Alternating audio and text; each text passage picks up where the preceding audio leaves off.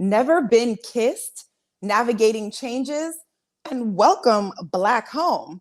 This is the after discussion for OWN's hit reality TV show, All the Single Ladies. And this is season 1, episode 3, and this one's called The Swirl Life. Let's get into it.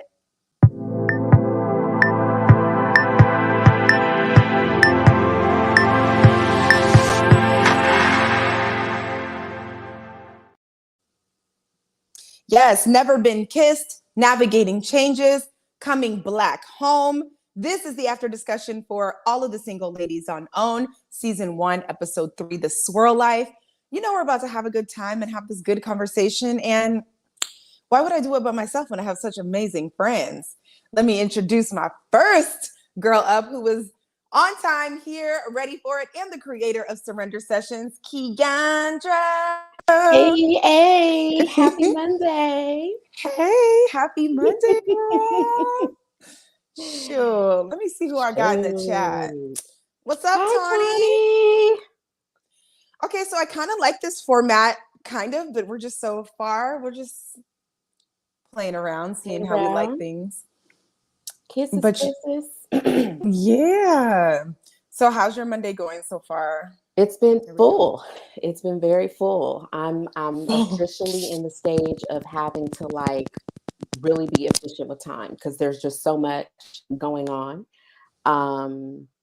Not complaining. It just is, the state of life. So, but it's been good. But, like I said, I'm just having to be a bit more on top of some things, getting used to waking up earlier to work out early in the morning. So it's just a bunch of little new things going on. I love that. Well, 'tis the season. All the planets are direct. If you're waiting to get things done, you're behind. You're behind. Yeah. Let's go ahead and get into it. Let's go ahead and get into it. Yes. So, speaking of getting into it, we might as well jump into the show. I know Tanya will get here when she can. It is 7 p.m. But what I do love about this show is you're on the west, I'm in the middle, and she's on the east. So we got the whole states covered. We got it covered. We got the whole thing. We got coverage for everybody. We sure do. So I guess I better get the East Coast up in here. This is my film and television actress, Tani Belafonte. Yes. Hello, ladies. Hey, Tani. How we doing? Everyone looks great. So beautiful as always. Oh, thank you. Thank you. I love your lipstick color. Thank you. A little NYX action. Okay. Love it. I forgot the name of mine, but it's very neutral. We're doing plain. We're in our browns today. Yeah, mine is STFU. That's literally what it's called. Oh, well, dang. All right. Okay. I love it. They're so creative. Right, exactly. Well, oh my goodness, this was a fun episode. I can see how it could go either way for people, but I actually enjoyed it when I watched it. And it actually gave me I had my little tears. I welled up a little bit at the end. So let's get into this. I made the topics Never Been Kissed, Navigating Changes, and Coming Black Home. Whether you're coming home to yourself or you're finding yourself wanting a brother, when you're operating under the swirl life, there's a lot of dynamics and topics that come into play as Black women. So I want to dive into it. So we got Destiny, Paris, Hannah, and Marguerite. Now, I just have to say overall, when we're talking about the show, Marguerite, I think she's just I love all the ladies, but she was just my favorite. I just love her energy. Her vibe was everything. So yes, she had so many little low-key jokes. It was so cute. She was nonstop with it. I was like, okay, I could hang out with her. Mm-hmm. I love that. So yeah, one thing I noticed that all the ladies had in common is they were really late bloomers. Did you guys catch that? Between being late bloomers and not being kissed till 25, and mostly all of them felt undesirable. And I thought that was really worth it to bring up in this episode because it's a real thing. Okay, before I go into this, have you guys ever dated a white guy? Yes. How was that? How was your experience, girl? Do tell. Do tell in a nutshell. It was someone that I knew, it was someone that I knew had like a relationship slash friendship with, and it was like, okay, let's just try and give this a shot. And so it was definitely because there was that bit of familiarity there. Um, uh, there was that, but I think at the time I was it was in my early 20s. And so I was a little still immature, not necessarily ready to be in like a serious relationship. And I think he was more so wanting to be in a relationship. But he was someone who grew up around a ton of Black people. And so there were a lot of things where there, just the little cultural nuances and the things that we don't want to have to explain, he already understood. And so that made a lot of the ease of it not feeling like I'm dating, a white guy from the Midwest who's never really been around Black people. This was someone who, from the Bay understood, a lot of the nuances, the culture, we had a lot in common. So it didn't feel awkward, but there were, I'm not gonna lie, like there were moments like when we would kiss or whatever, and I remember like visually looking at like what the difference looked like with our hands touching and whatnot. And it was just kind of like it was just one of those observations, like, okay, like this is interesting. But again, it mainly didn't progress or work out because we were wanting different things at the time. Okay. I mean, all right. What about you, Tawny? What would constitute dating? What would constitute dating? Have you, hooked up with, spent time with, had the intention to get to know?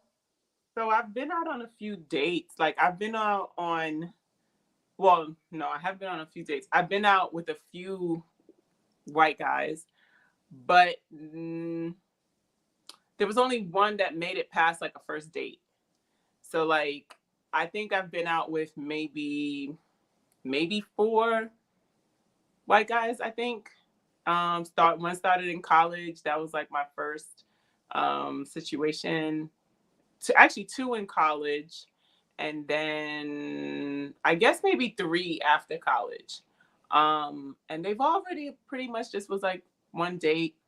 One was an off and on situation for like 2-3 years, but very much on the off, not a lot of on, but it was just over the course of 3 years. So it's like we'd go out, we'd have like when I tell you we had the most amazing time. And he was actually Japanese and white, and I really actually thought like we could do this. Like I was like, I think I could actually settle down with him. Like we just had the best time, and he understood me, and he just thought I was just so amazing and beautiful. And he used to have a joke. He'd be like, listen, I know if anything ever happened, I know you could throw the kids on your back and climb that mountain to safety. Like, you know what I mean? Like he just appreciated the woman that I am. And I love that. And he was an artist. And like I said, we just had the best time. We had a great connection, but he's an artist. So he just loved women. And so he just didn't seem to have any intention of settling down. And so for me, it was just kind of like, I'm not going to keep doing this thing back and forth, especially because I really did like him. And then the other guys, they were just kind of casual dates. They pursued me. They really wanted to take me out. And I was just kind of like, okay. Conversations were fine. Everything was fine. Nothing glaring or nothing that was super obvious, but I also for myself knew and know kind of like what I prefer. And so it just never really off the top of my head, I think 2 of them were just kind of like in it for the sex kind of thing. They just wanted to lay me. And then the other 2 was they were really nice, but it just didn't really go past that. Okay. Not because they were nice, but just like it just never really manifested into anything more. Okay, I'm not mad at it. Yeah, ladies, especially my Black ladies, pop a yes in the chat if you have dated a white guy. What about you, Jamie? Oh, yes, I will guess a lot. Tawny says yes with caps. Loving the swirl. That's so funny because Tawny is my sister, and my other sister is married to a white guy, and they've dated white guys. I never did. Okay. I went on one date when I was 16 and I'm gonna be honest, I was uncomfortable. I had like 4 of my friends go too. We didn't all like hang out, but there was something called the Spectrum in Irvine. And it was this place, you know how when you're a teenager, you all walk around and till your mama picks you up. There's movies, video games, food, and you just hang out. So they were hanging out and I was on this date and he was really sweet. I had done my first TV show.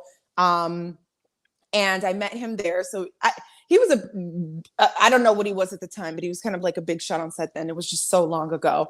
I did a show called Great Pretenders and I was Donna Summers, but that's neither here nor there. And yeah, we went out and he was really sweet. He was so into me. He was really kind, but I just couldn't do it. I don't know what it was. And because I grew up in Orange County, meaning I went to high school in the OC. So if you guys are familiar with the OC, Laguna Beach, all that, people assumed because of the way I spoke and my countenance and all these things that I just naturally was going to be with a white guy. And I was just like, no, that was never my thing. But it's interesting because when I was growing up, the first guys that I had crushes on, but I'm talking about middle school and whatever, they were of all races, Latino, white. I had a crush on this white boy named Zach. I used to like this other Spanish kid named Leonard.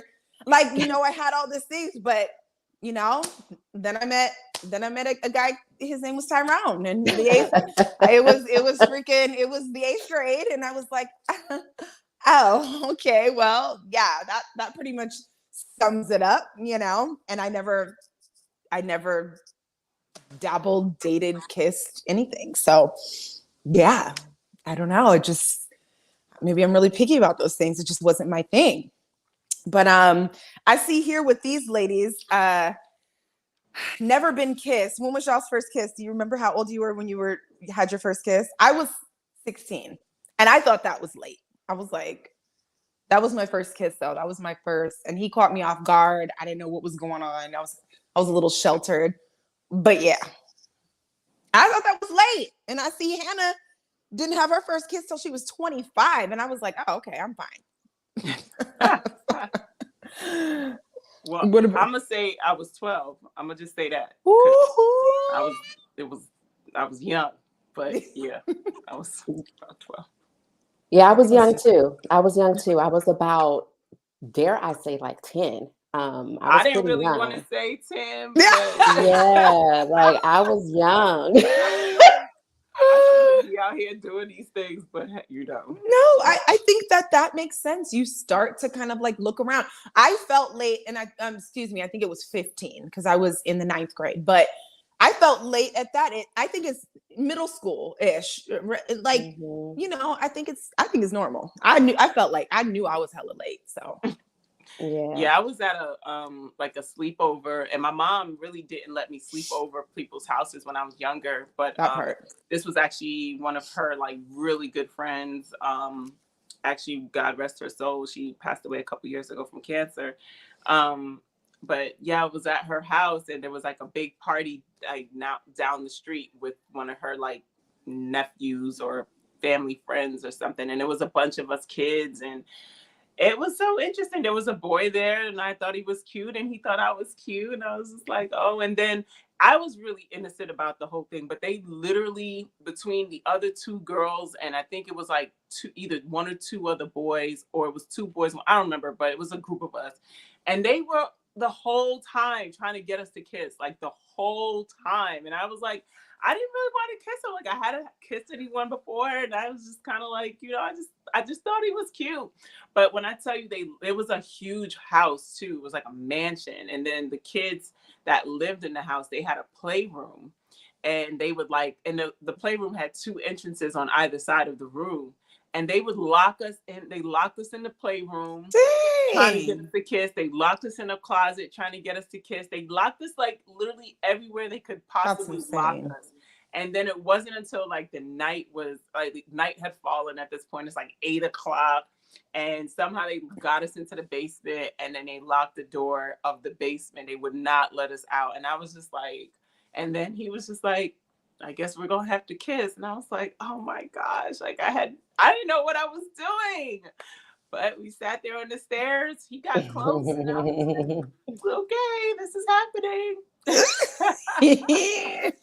That's kind of cute. Yeah, he was like, "Ooh, you taste like grapes." I was like, It's my lip smacker. "You taste like grape juice." I was like, "Oh, Okay, the lip okay." smackers. So That's funny. cute. Yeah. I mean, okay, so I love it. This girl Destiny, she started by saying she was a late bloomer to be 17 and online, and then 18, and to have dated this guy for 5 years without laying eyes on him. 5 years. I mean, She was also the one who, when they were together, she had never seen him with his shirt off, right? This is the yes. same one where, so I, that was, yeah, there was definitely a very interesting, like, obviously there's more details that could have been shared that I think weren't, because it was kind of like, how does that doesn't make any sense? What do you mean? For 7 years, you never saw his chest? Now that made me feel hella fast because I was Right? like, I'm okay. like, yes. That's I the was first doing thing I want to see. yeah, I mean, like, Right, what are we doing? Yeah. right.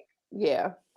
Yeah, but he was a whole setup from one being behind the scenes on Skype and then getting there and still having things to hide and then wanting to hide her so she don't know things about what. So it was just all bad. Like the way it started is the reason it ended. Like that was very clear, but just her saying she was a late bloomer, Marguerite too. And it kind of broke my heart a little bit, especially for us as Black women. I don't know if you guys have ever felt this, but Marguerite was like, basically guys were for the girls with the light skin, long hair, and big booty. And I'm like, man, like, it's what kind of a through line I felt with these girls is that they were rejected by Black men. Let's just be, 100, whether it's something that they subconsciously manifested, like Paris talked about, like, I got out of my relationship with this Italian man and I still want to date Black men, but they just don't like me. And then those thoughts of her being a kid and being dark and being in a white area and trying to go out with her cousins and meet Black boys when they were younger, and the Black boys didn't like her. And same thing with Hannah. She was tall, 6 feet. She was dark skinned, and the Black guys didn't like her. So that the only time for me I've ever considered, besides being a middle schooler, not being with a Black guy was when I just felt like it was going to be impossible to really actually be with one. It was never like, you know what I mean? For whatever reason. Did you guys ever grow up feeling rejected? Because I don't think I felt rejected by, there was always brothers around, but everybody has a different story. Did you guys ever feel rejected by Black men to a level where you were like, okay, well, they don't like me, so I have to try something else? Have you been through any of that or any stages of your life? I wouldn't say to the extent that the ladies were, but the other common thread that they also had was the absence of a father. And so that, I think, was also a different, or maybe some of the initial rejection that they may have felt, like with Marguerite, right? Like she was raised by her grandmother, and then Destiny really knew her father. Hannah was, raised by a nanny, and kind of, and it was a different type of a family dynamic. So, who knows if she had any um, intimacy or closeness with her father, to really even have that foundational piece. But that was also something that I saw, was common, but can also relate to, back in the 80s and early 90s, like dark skinned women were not considered what was pretty, right? But I was always around Black people. And so I feel like there was always someone who still found me attractive, or, would flirt, or, we would have our little experiences, as kids or teenagers or whatever.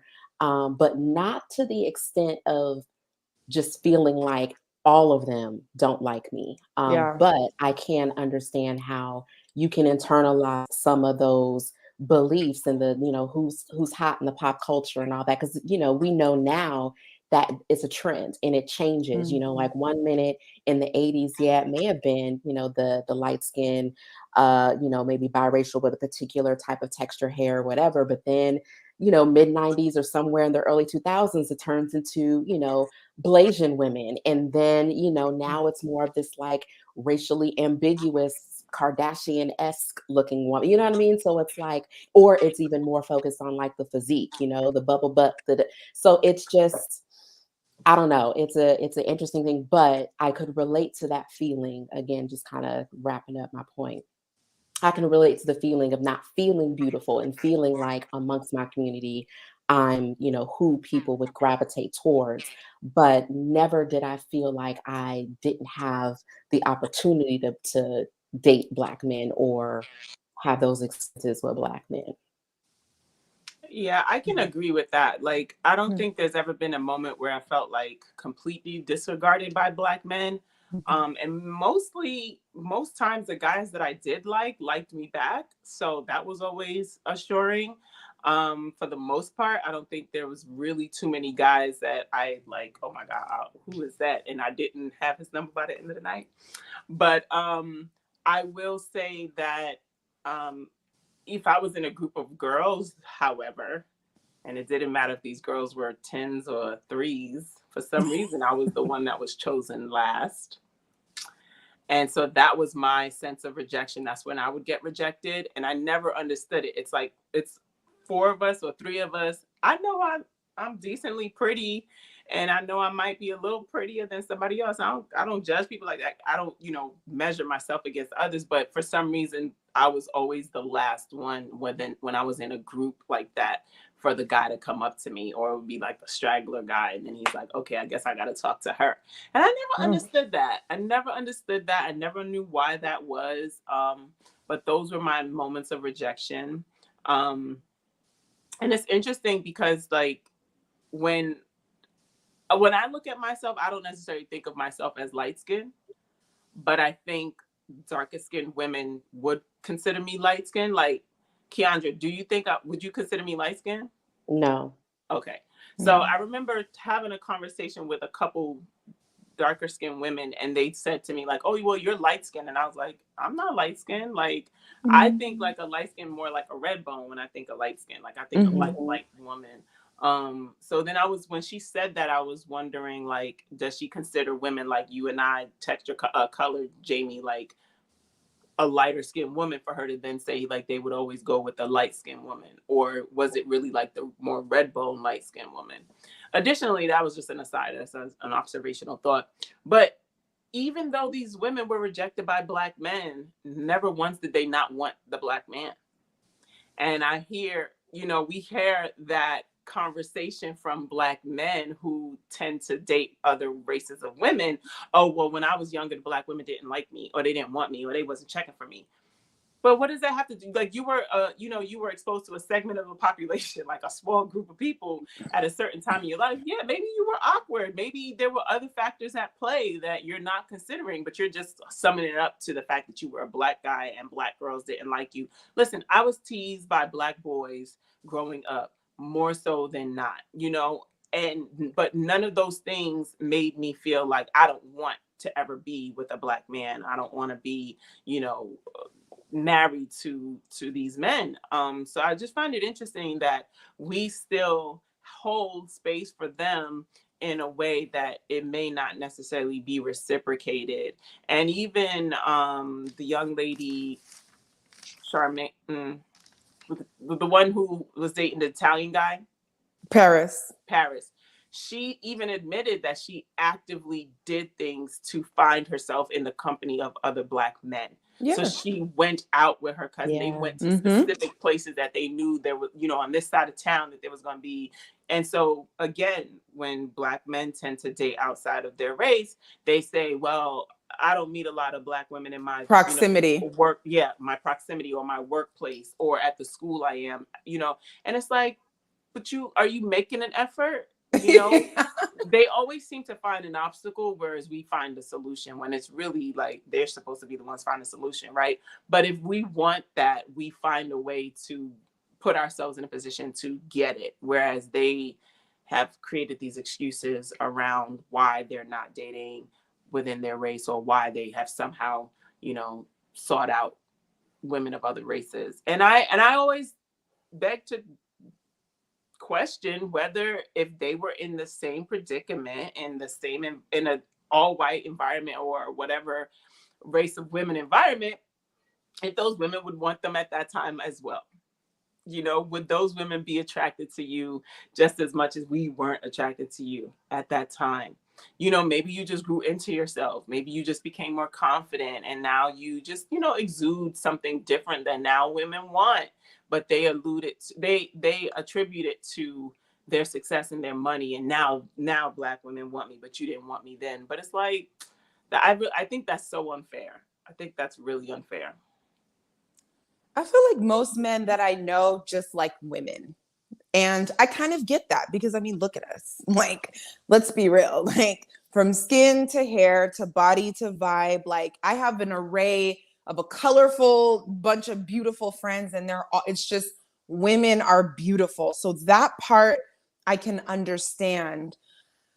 What I don't love is how much entertainment has really played a big factor, and it's really the way it is in music videos and TV and stuff like that for men, marketed to men, in my opinion, does psychologically stray them away from whether they make the darker skin characters like, girl, what, like, maybe just on TV they're treating them funny or this or that or the other, and then the light skinned girl comes and it's like she's the new girl at the class, and it's all same thing with the music videos. Like, Keandra, you said the early 2000s. I really felt it when I would say I recognized it a little bit in middle school, but I wasn't thinking like that because I've always been in a diverse space.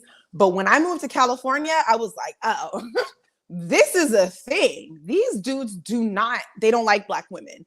It was that same thing. I'd be out in Hollywood and I could be with, didn't matter if they were 3s or 10s or whatever, but I've always had a diverse group of friends, and it would be the thing where it's like the last one picked, or you could tell some of these bouncers didn't want Black women in the club. And it was almost like racism within the Black community. So I have seen and experienced that, even though I have personally always had some brother to kind of date or talk to, there were still often times where I felt like, wow, you really looking at these music videos and trying to live that life. My ex-fiance was like that. It's like you oohing and eyeing at the screen. Why? Because she's mixed with Asian? Like, she don't want you. And even if she did, y'all, are you compatible? There's like all of these other things. Like, I'm young. I'm like 19 and 20. Like, what is the fascination? The hair, the this, the that, So I can relate to both sides. I can relate to men just like women. I can definitely relate to Black women not being Black men's choices. And then when you start to think of all the in-house kind of colorism, that's kind of been a thing. I'm going to go to the chat. Yeah, I was definitely going to say, what's up, SJ? I was definitely going to say more colorism in the community than it is racism, because that's a whole different conversation. And racism, Black people being racist against Black, that's a whole other conversation. Yeah. But yeah, it definitely is a colorism thing that we have within the community that we understand, and it's in all brown communities. You can go to Sri Lanka, it's the same thing. You can go to Thailand, it's the same thing. You go into the the Caribbean, it's the same thing. So it's definitely plagued our community for sure. Yeah, and I think I was just gonna add to that entertainment factor, and even just like what type of Black women or woman gets play. Because being originally from Oakland, there's definitely a different type of woman that is considered like, oh, she looks good, versus what that would be the standard in LA. And of course, naturally, it's Hollywood, so there is, going to be more of that entertainment influence that's here. But I was able to confirm this by talking to, my partner, who is born and raised in LA. And, we were talking about, who was the light-skinned person that was in, and like, who was the representation of, like a pretty dark-skinned woman. And for a while, there wasn't one, except for the dark-skinned girl that was in the Dr. Dre video, who I totally don't even remember, but apparently she had like a small ponytail, something like that. And I just found it to be so ridiculous, because it's like, one, whoever that is, like, that's literally all that y'all had felt like was the representation for dark skinned women. Like, how ridiculous is that? But all that to say, I found there to be like a different type of a vibe or even experience I've gotten when I've gone to the East Coast versus the South or in the Ooh. Midwest or whatever. And again, even from the Bay, that's very different from LA. And so, all that to say, I think there are also some regional preferences that play into it, along with, you know, what Tani just brought up, how the colorism is also a thing within our community. Yeah, girl, because as soon as I got to New York, I didn't have a stitch of makeup. My beautiful Black queen. And I was Yes. like, what? I couldn't get enough. I was like, oh my God, they see me. I was in Harlem. I didn't know what to do with myself. I was like, okay, this is cool. I Yeah. really like it. It's nice. Yeah. I love it. Yeah, it's just very interesting for this particular episode. I actually got an opportunity to talk to one of the executive producers, Paula, and she really talked about, number one, the women were asked to speak on the relationships that had the biggest impact on their life. And two, they definitely categorized the women for each show based on the way their stories unfolded. So I just found it to be really interesting that these, when we're talking about Black women who chose to date white men, felt Black guys never looked at them. They were also late bloomers. So it's like almost like a sheltering, a separation of sorts. It's just interesting. It's just an interesting observation. You know what I mean? And so I thought that was just worth, you know, bringing up. I like how Marguerite was open to try something different. And I'm glad Hannah got her kiss. Okay. Like, girl, 25, I'm gonna need you to lock some lips. Okay. So that was just very interesting. But let's move on to like navigating changes. A lot of these women were young. Most of the women that we've been covering in the first two episodes were in their 40s. Now, Marguerite was 55, but these other ladies are in their 30s. And it sounds like most of them all got started. We're talking about this early 20s, 17, 18 to 25. And that's just so early. And they all were so locked in. One, because they were late bloomers. They never been kissed. They didn't feel desirable. This girl's talking to men. You had a boyfriend of 5 years and never met him. That's crazy to me. This girl just never kissing anybody. Paris, she got into her thing early. And Marguerite was kind of just doing her own thing. So I guess I'm not shocked because I think we all have that one relationship early on where we just didn't know any better. We didn't know them. We didn't know ourselves, and we didn't really know how to navigate relationships. So I guess this is where I feel like the value of some kind of mentorship would come into play, or some kind of understanding on how to navigate. Because let's say, for example, Destiny, she was stuck behind the screen, and she was stuck in this man's apartment, and this man didn't want her to go anywhere because then life and friends and people in society would have told her that she was in a messed up situation. So what do you guys think is the importance and the value of not only having mentorship, but a quality friends circle and some kind of guidance towards self-knowledge? So that way, even if you're in a situation you've never been in before, you're still able to navigate it in some kind of way. Like that kind of stood out to me with this. Yeah, it was I can't remember, but it was definitely one of them. It may have been Destiny, where after all those years, and she was talking to her coworkers, and they were like, girl, like, you're not in a good situation. And so she even, you know, emphasized how important it is to have friends and to be able to, you know, speak with them and ask them and kind of get that feedback. Although, of course, in some circumstances, that's not always the best, but it definitely does help when it's, you know, when you have healthy relationships and people who really genuinely love you. But that aside, I kind of felt like more so of not feeling the need to like immediately rush and be so serious when you're young. And I know that that's so much easier said than done, because even when I was younger, you know, getting engaged and all that, when it was like, you know, feeling like I had to rush, you know, into that process.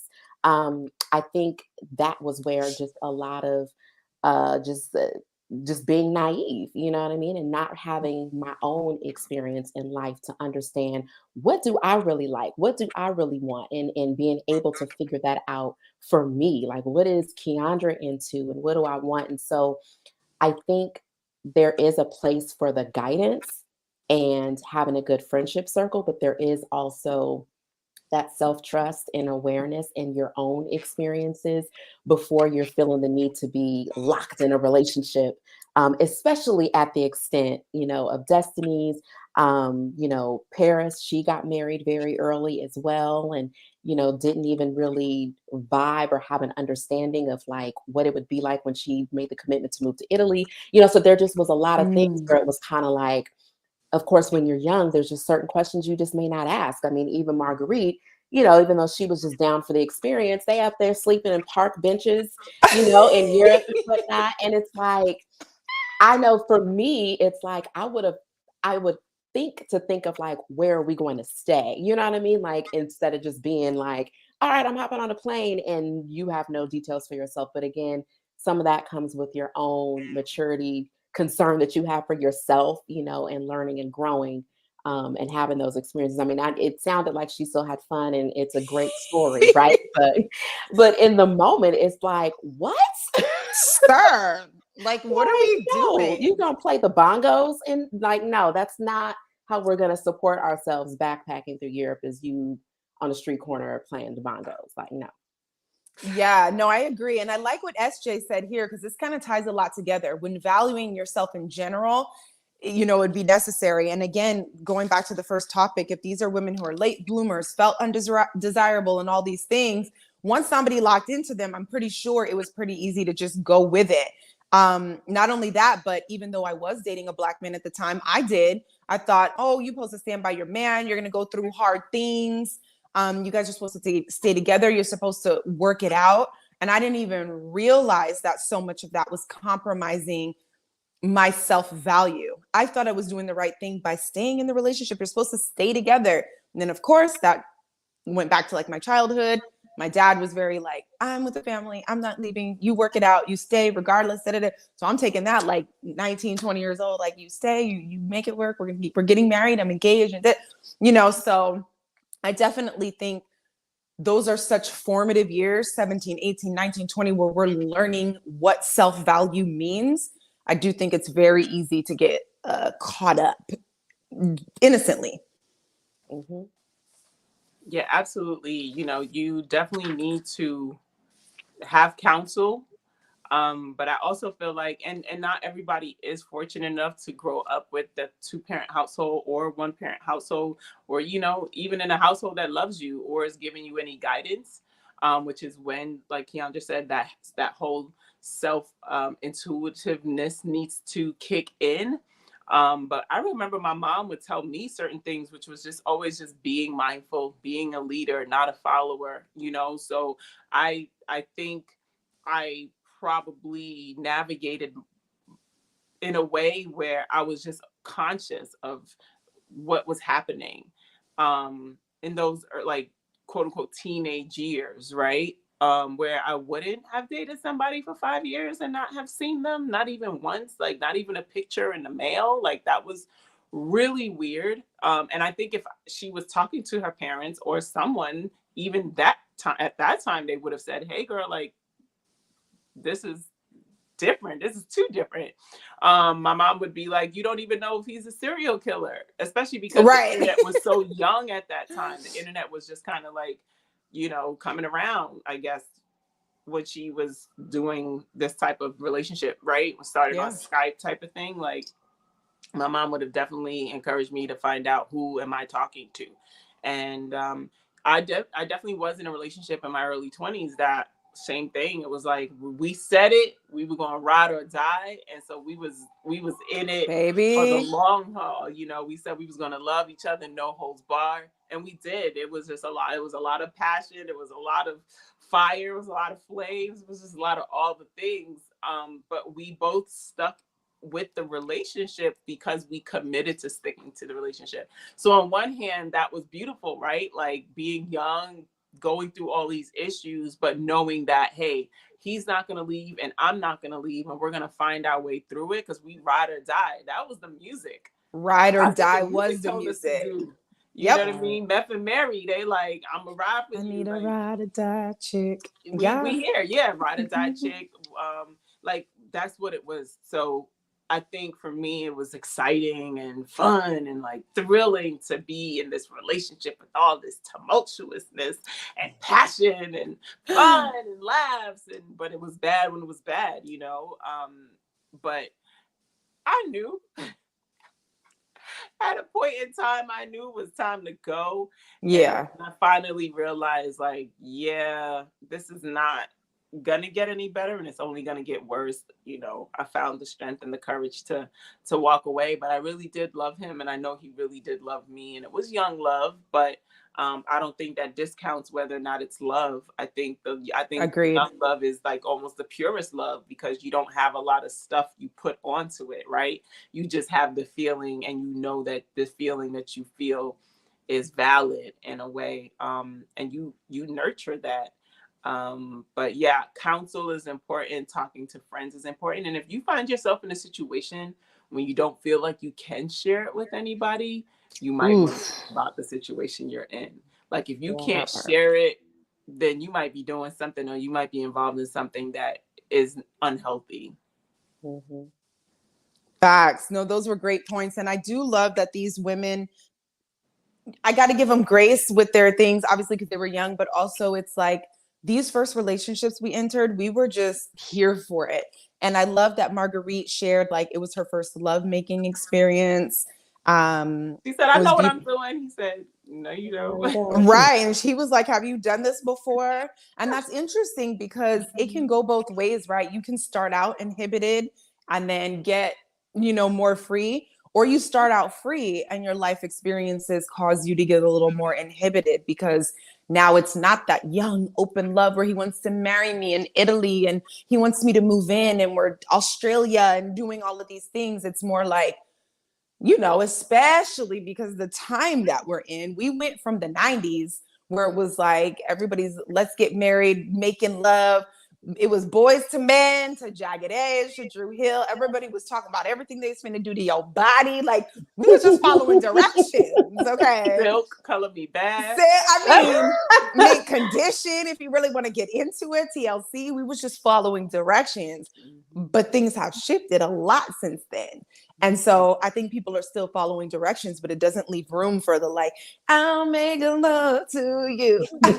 like everybody's like this bit, that bit, and so I do love the beauty and the possibility and the depth of the love making and like the let's move in and yes, I'll move to Italy and yes, like just being here for it. So I do think that those situations are necessary to just kind of like feel and experience. And, even Hannah, she was moving all around in Portland and here and there. And it's just, I think we all need at least one. We needed that.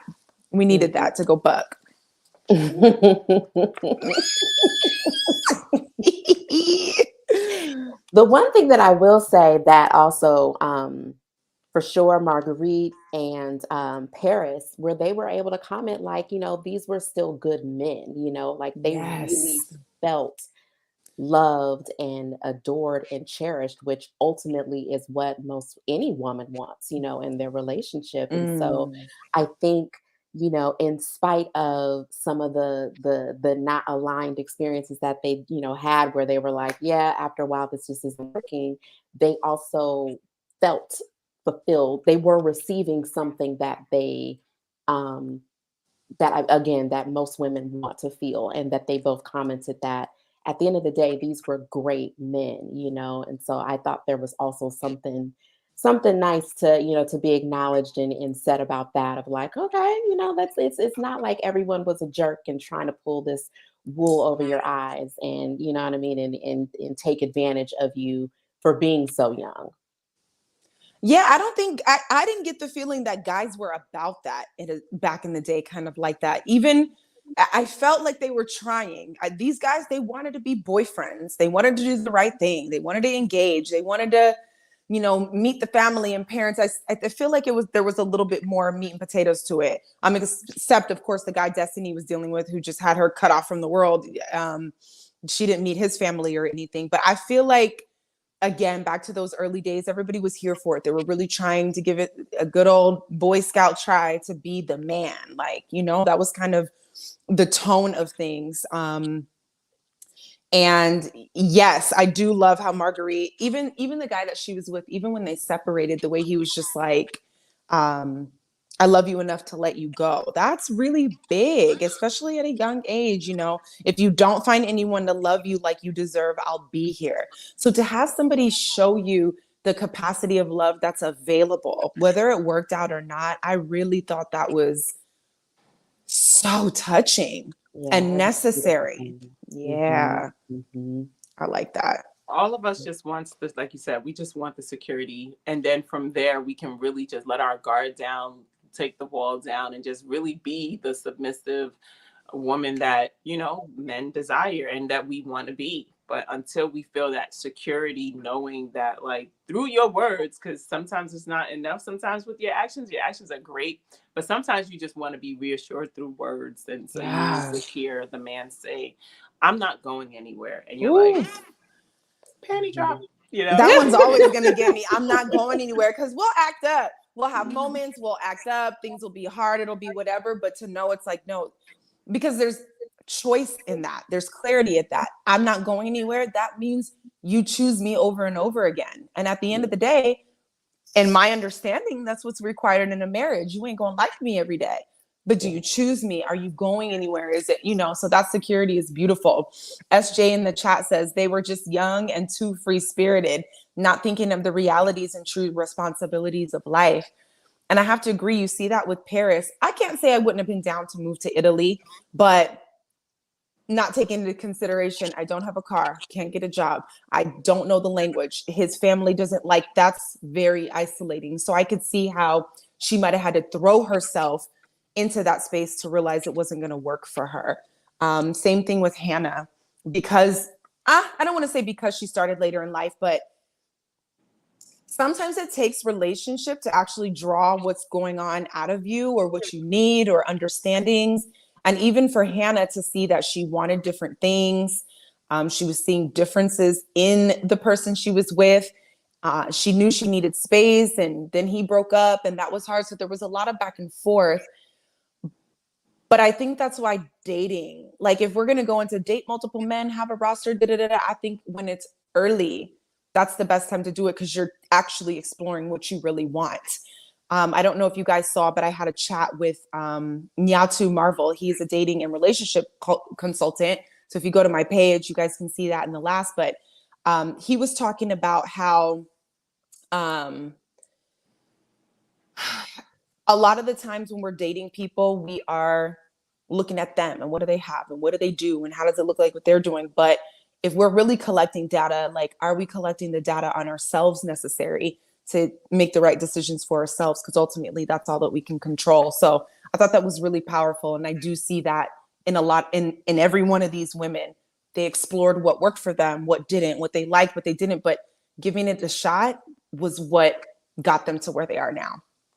Yeah, I thought it was actually really good that, at least with Hannah's experience, he was basically along the ride for her. You know, like they moved to Pittsburgh because she was pursuing her graduate degree, right? Or she was getting a master's in fine arts, or, you know, pursuing her writing and going after her passions. And so I think that it was great for her circumstance. Was like, while yes, there was the loss of this, you know, the love relationship, she was still getting her own fulfillment and discovery of herself and my passions, my dreams, you know, I'm getting this education, just all of that.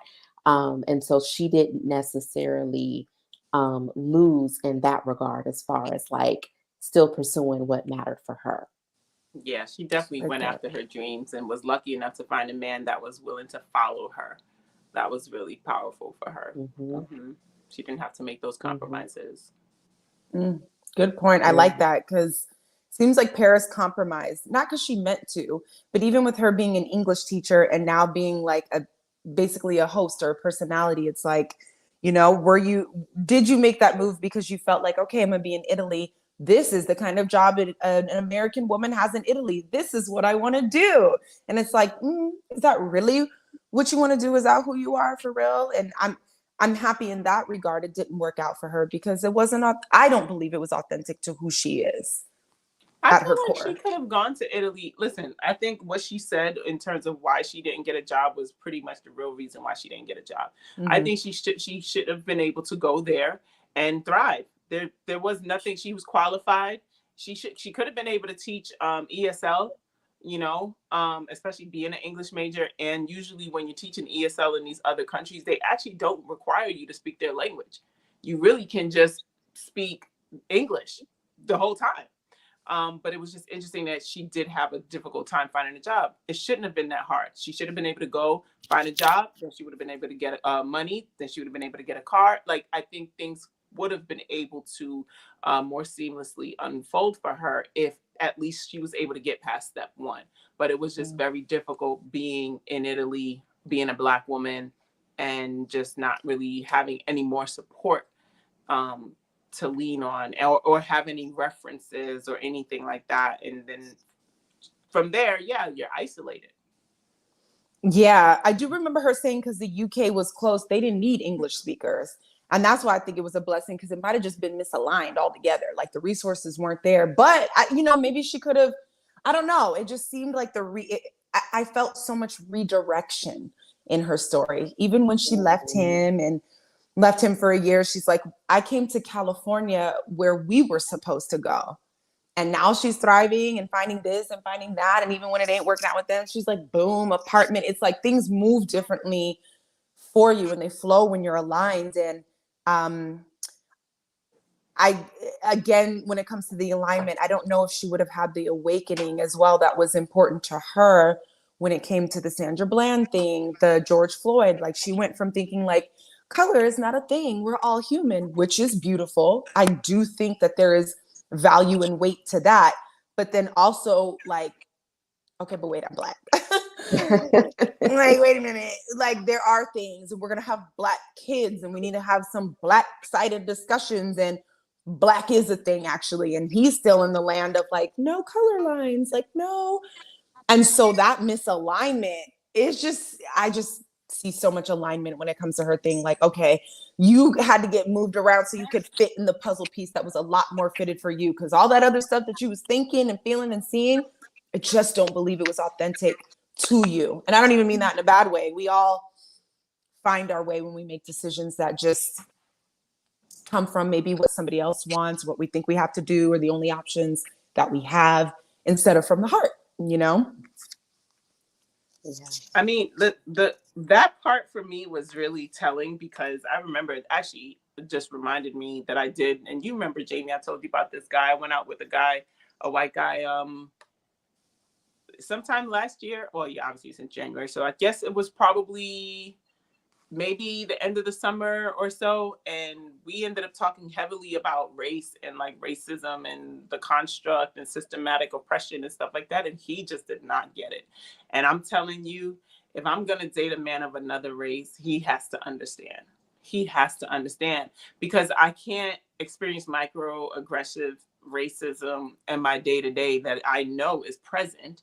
And then I share it with you and you think I'm being overreacting or dramatic or whatever. Like I need you to have some form of empathy, and then I'm gonna need you to go read some history books, because if you were to read some history books and know your history, you would understand what I'm saying and know that what I'm saying is pretty valid.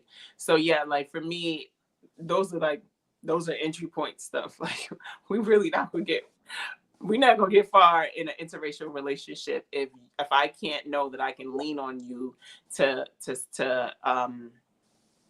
share my burdens or to share my plights, and then you actually understand to the degree that you're going to understand it, right? And that's just through the empathy, because you're never going to get as being a white male or Asian male, well, maybe being an Asian male, I don't know, but because now that's a minority in a certain space, right? But like, I just need to know that you understand and that you know that these things exist and that you acknowledge them and you are supportive.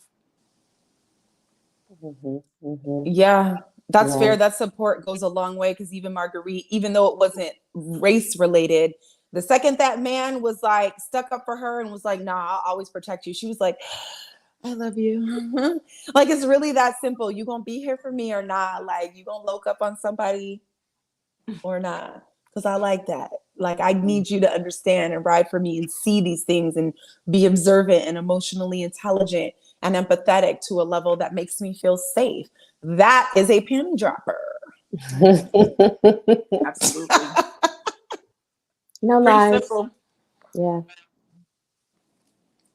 Yes, real life facts. Let's see. What are we? I'm watching time because I know Keandra, you got a meeting. How you doing? I do. I'm doing good. Doing Okay. good. I'm looking at the clock too, like, oh my gosh, it goes by so fast. I know it did, but this was a pretty, I feel like this was a pretty succinct and almost not easy episode, but you It know, was definitely a little lighter than some of the yeah, other ones. Like, like last week's yeah. was definitely just like, okay, these shenanigans from my heart is just, just too much. So this one, while there was obviously still some heartbreak and, disappointments involved, it also there was a nice feeling, again from like the two ladies that felt like, hey, they were at least still good men. And then, of course, Marguerite's energy, she just added so much more of a lightness. So this was a fun episode and it did move through quicker than, some of the others. Agreed. So let's take it to our last topic then. I called it coming black home. I made myself laugh with that one. I was like, because I'm just saying, like, Marguerite and Paris decided that was fun. That was a nice road, but I need me a brother. Destiny and Hannah, they're still open. I feel like they learned and chose their self, and they're Black women. So you either went back to yourself or I back to think brothers. Destiny's dating a white guy now. Yeah. Yes, So I feel like she came home to herself as a Black woman and learned what she needed to, her and Hannah. But then Marguerite and Paris were like, no, I need a Black man. So I just saw two things there. You either came back to yourself in a way, or you were like, no, I need a Black man. Because even Hannah said, she's like, I don't know if I need a Black king by my side. But as long as you know what I mean? As long as they want to love me and respect me, and they will love me for who I am, I'm pretty, open. But I'm glad she knows that for herself. yeah. I loved seeing the fact that Marguerite is in love and has been married for, was it 17 years? Since And so she 1994. Yes. So I love, just the fact that she was even able to loop that and bring that into the story of like, okay, there is a happy ending. There is, or not necessarily ending, but the other side of it is that, she still has love in her life and good love, So Mm-hmm. I love that for her. I still am like trying to understand when Paris was talking about how she still doesn't attract Black men. And like, Gorgeous she was girl. saying, gorgeous woman, So right? gorgeous. And Yes. like, and especially, when it comes to a dating app, that's like face value. So it's like, men aren't thinking that deep, a swipe yes or whatever. And so I'm kind of curious, like what else might be behind it. Or if there was another part of the story that may not have been shared. Because that I'm like, I don't understand. Like, especially with a dating app like that, you can open up the radius, to the geography, the location, like whatever. And again, like she's a beautiful woman. So I don't understand what's happening. Well, I can attest to that because I've been on dating apps right now. I've taken a break, Tani, but yeah, she do the dating apps, I haven't boy. necessarily had the most success either. Like my inboxes isn't lit like I think it should be. And if they Yeah. do match me, they just sit there. They don't actually communicate. So then I delete them, and then it's like the guys who actually match me are guys that I'm like, not trying to be mean, but sir, at any day of the week, do you really think that I'm going to date you? Do you really think I'm gonna? You know what I mean? Yeah, So I understand. I understand. hmm yeah, so I could definitely get it on her side of feeling like, she's still even on the apps not being chosen because on the apps they're not the best. I'll get like every time I take a break and I go back on, I might get like a couple hits initially. You're like but the new kid at school. Yeah, but the longer I'm on, it's like it just kind of fizzles out for some reason. And then if I go on Bumble, which is predominantly, I think, where a lot of white guys are, dry. And then you guys know how much mentality plays into that. So if you're carrying that childhood thought that like black guys don't like me, we downplay men, but they're pretty intuitive. There's a scent to who we are and how we move. And if they're sensing or smelling the black guys don't like me running through your veins, I think that can be part of it. Or if you're seeing a black man and you think you're attracted, if your first thought is black men don't like me, even if you do decide to approach him or say hi or flirt, you still got that undercurrent of he's not going to like me. And I don't think that that's attractive to a guy for whatever reason. So I'm not saying that that's her thing, but I'm just saying I think mindset plays a part of it. Like we all have to like heal and grow from our stuff. But that was one thing that she said. She talked about that childhood voice, black men don't like me, crept in. So if that's what you're carrying, then that's what it's going to be, you know? SJ said, what spaces does she plant herself in and how is she swiping? And she might be giving that she doesn't like them. You know, I definitely don't want to give that much power over to a swipe and to say that her energy is somehow really, the pheromones is like reading like, you're not gonna like, I don't want to give that. I get that energy is palpable and I know the vibrations are what they are, but I don't personally think that somebody can really sense that from swiping before they even swipe. That means we haven't even had a conversation. So after I have a conversation, that may be a different story. You might pick up on some of the insecurities or the worry or the anxiety, but to just not even swipe, I don't want to give them that much power to be like they can sense that they don't, she don't know that they don't like us, something like that. Like, and that's just on apps, and I'd have to agree. But then also, as beautiful as she is, some guys look at me like she's not my type, she's not gonna go for me. I think sometimes guys get intimidated too. So I'm sure it's a handful of factors, just like with everybody else. But yeah, I don't know. The dating app thing has never been my thing. Some men don't want to rise to the woman, and she or make assumptions. Very polished, intelligent, she's got it going on type of woman, that she is. And I think, people have told me that as well. And sometimes I've had men tell me like, I feel like I got to sit up a little taller when I'm around you. And that's we'll do so. Thing, yeah. But Go ahead. Some men don't want to, they don't feel capable.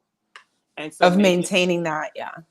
It's like they just feel like you're out of their league and whatever and then they'll put things on you. They'll say that you want him to have 7 figures and 6 houses and 5 cars. And it's like, I just need you to have a job. Like, I just want you to call me when you say you're going to call and take me out sometime. Like, simple. Girl, like, I already admitted I've dated a homeless man. Like, you know what I'm saying? Like, so clearly my standards ain't high enough.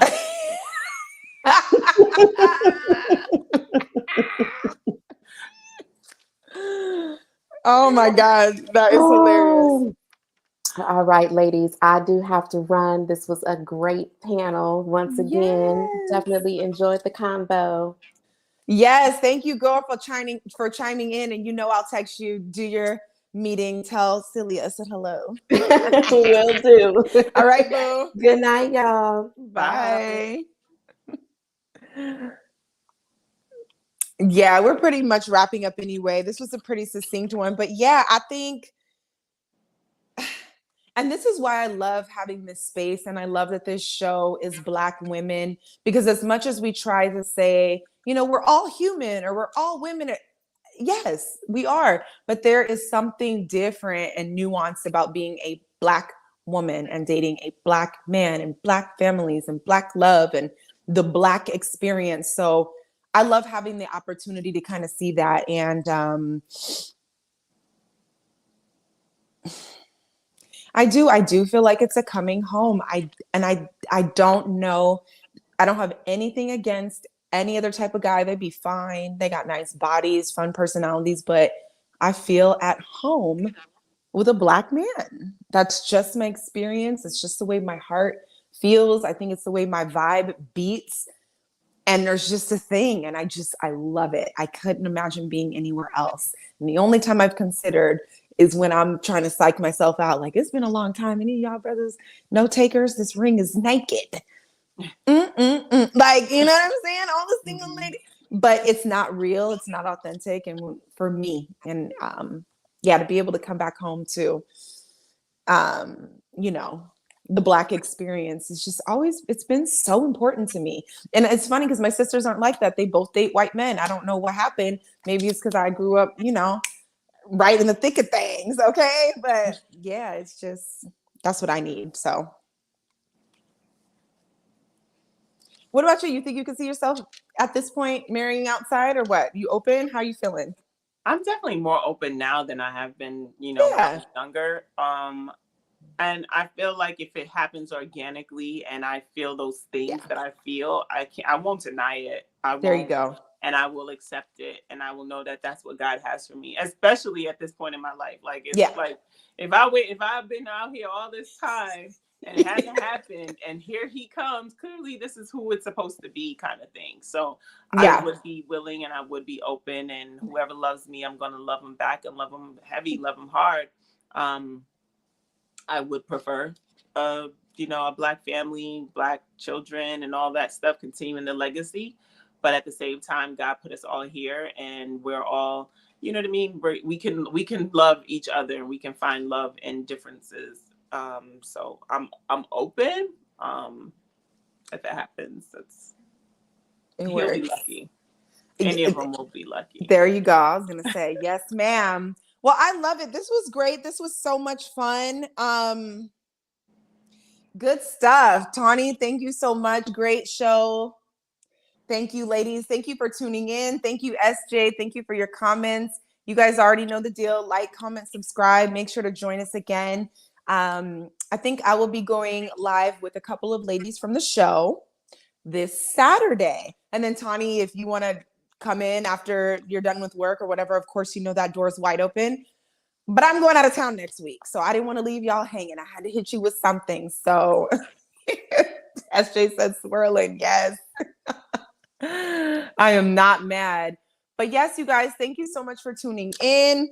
Share with a friend. And yeah, really, y'all have a great rest of your night. Thank you. Bye. Peace.